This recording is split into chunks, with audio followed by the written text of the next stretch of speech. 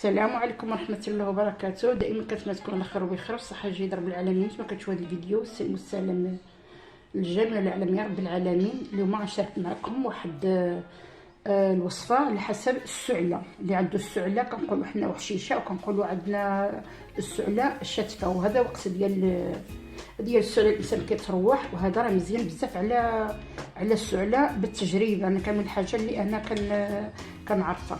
هاد القشيرات غير قشر فقط، القشور هما اللي غادي نعمل بالبيض ديالهم. هذاك البيض ديالهم راه فيه فوائد كثيره.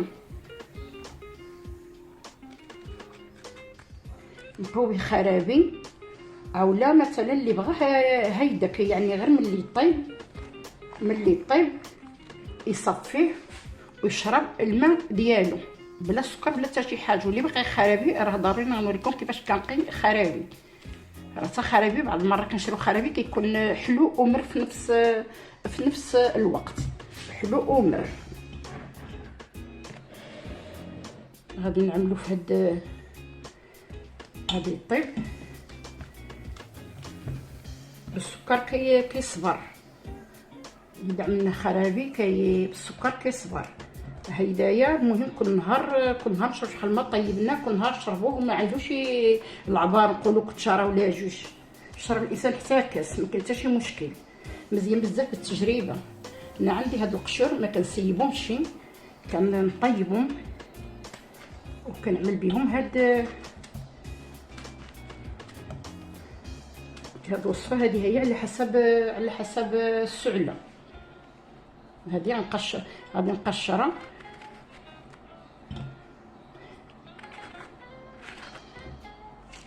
هذا كامل غادي نعملو، ما غاديش غير الفوقانيه بوحديها فوقانيه بوحديها على حسب الانسان اللي يقي الحلوى.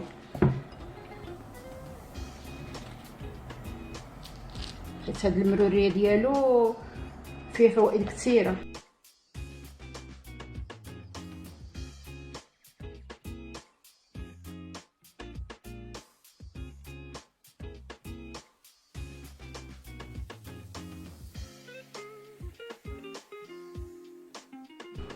انا عملتو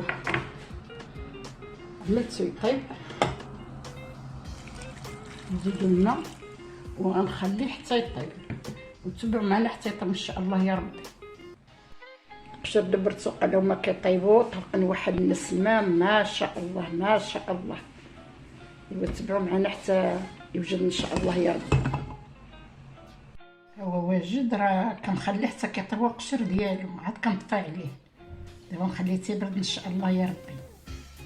ملي طاب راه هاد القشه ديالو راه طابت. دابا غنطحنو ان شاء الله يا ربي. بسم الله. غادي نصفيه دابا.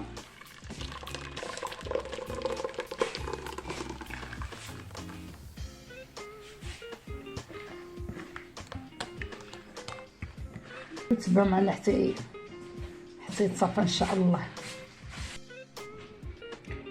ملي طحنتو بقشور وبكل شيء صفيتو. هذا عملوا السكر ولا بغيتو تشربوا بلا سكر. هذا نقولوا بحال خرابي. غادي نعملو العسل مزيان.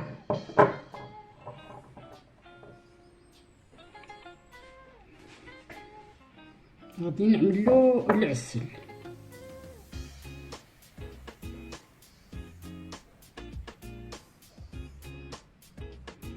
هو نحركوه حيت بارد.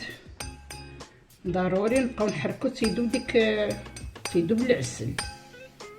واللي بغا يشربو بلا سكر. هذا مع مثلو العسل تاع العسل راه هو صحي.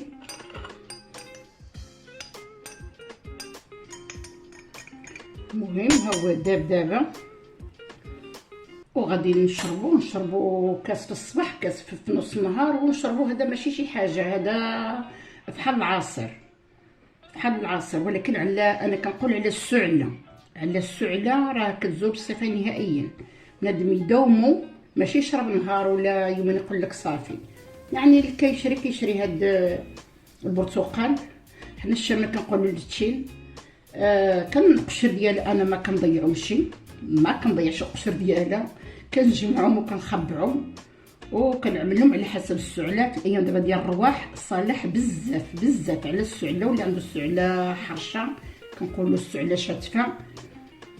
المهم كنتمنى هاد الوصفه اللي شاركت معكم ديال القشر ديال البرتقال راه صحي، كنتمنى تجربوه وبالصحه والراحه. السلام عليكم ورحمه الله وبركاته.